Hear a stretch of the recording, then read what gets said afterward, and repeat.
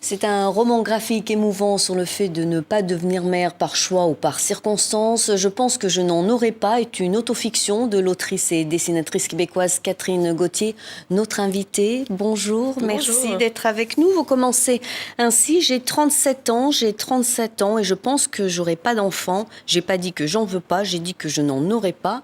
Pourquoi à 37 ans vous vous êtes posé cette question ? En fait, 37 ans a toujours été un peu ma date limite. Je pense que ma mère m'a eu à 37 ans, donc psychologiquement, c'était un peu la dernière date pour avoir des enfants qui me semblait possible avant la quarantaine. Et puis, donc c'est ça, à 37 ans, là, j'ai réalisé en fait que la maternité allait probablement me passer sous le nez. On était en pleine pandémie, j'étais célibataire. Donc, puis en fait, je réalisais que c'est ça, ça allait peut-être pas se passer. Donc, c'était cette espèce de manque-là, ce deuil, en fait, que j'ai voulu explorer avec ce roman graphique-là. Pourquoi une femme qui n'a pas d'enfant est encore mal vue dans la société ? Se marier, avoir des enfants, ça reste la norme sociale. Que ressentez-vous lorsque vous entendez autour de vous, c'est l'espoir d'un monde meilleur, c'est donner un sens à ma vie ? Oui, ben en fait, on parle beaucoup des familles, c'est ça, c'est l'espoir, en fait. Donc, je pense que dès qu'on n'a pas d'enfant, on déroge à une norme. Puis c'est pour ça qu'on dérange un peu. Je pense qu'on bouscule, vu qu'on est à l'extérieur, en fait, de ce moule-là que la majorité des gens, en fait, empruntent. Ça devrait pas être un tabou, ça devrait pas déranger. En fait, c'est simplement une avenue, c'est un chemin qu'on prend plutôt que l'autre.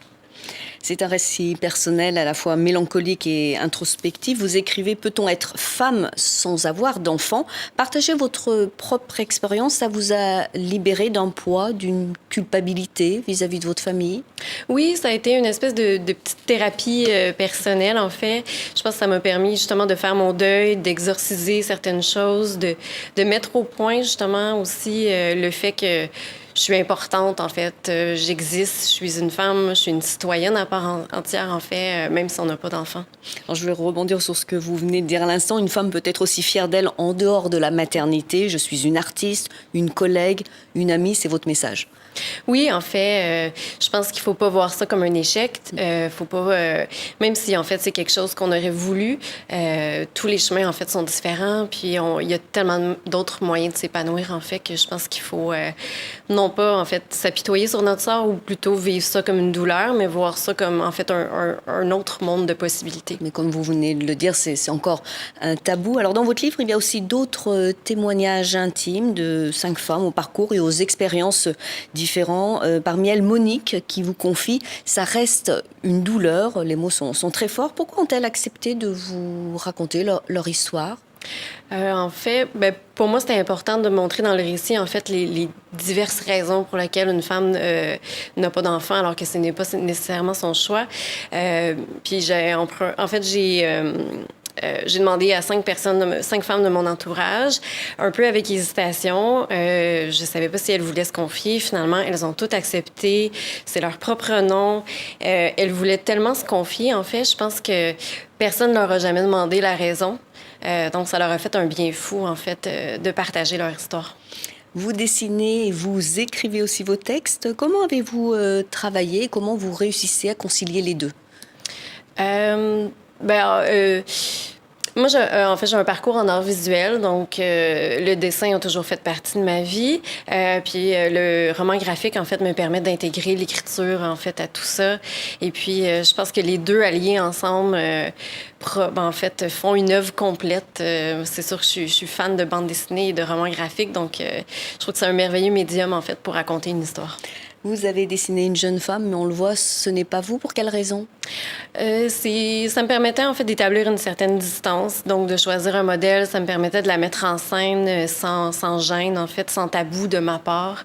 Ça permettait aussi de ne pas toucher à mon rapport au corps.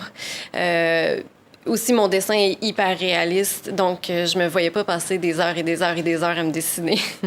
Votre ouvrage est sorti en 2023 au Québec aux éditions XYZ. En 2024, il a reçu le prix de la critique ACBD de la bande dessinée québécoise. Et cette année, en janvier, il a été publié par une maison d'édition française des Équateurs. Est-ce que vous vous attendiez à un tel succès?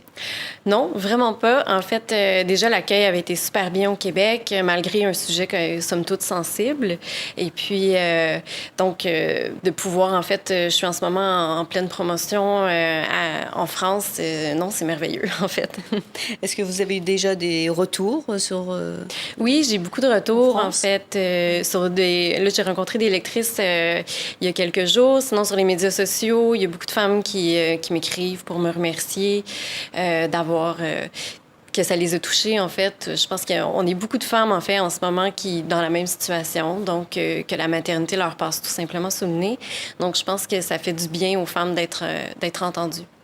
Et vous avez écrit un premier roman graphique qui s'appelait Petit carnet de solitude, qui abordait la question de la rupture. C'est un thème aussi dur et difficile, et c'était aussi une autofiction. Oui. Pour l'instant, l'autofiction, en fait, c'est quelque chose qui me permet de m'exprimer à travers le texte, à travers le dessin. Donc, c'est une lignée que je vais continuer pour le futur aussi. Merci beaucoup, Catherine Gauthier, pour avoir répondu à nos questions, pour être venue sur le plateau de TV5 Monde. Et je rappelle le titre de votre très beau livre, Je pense que je n'en aurai pas, qui vient de sortir aux éditions des Équateurs en France. Merci. Merci.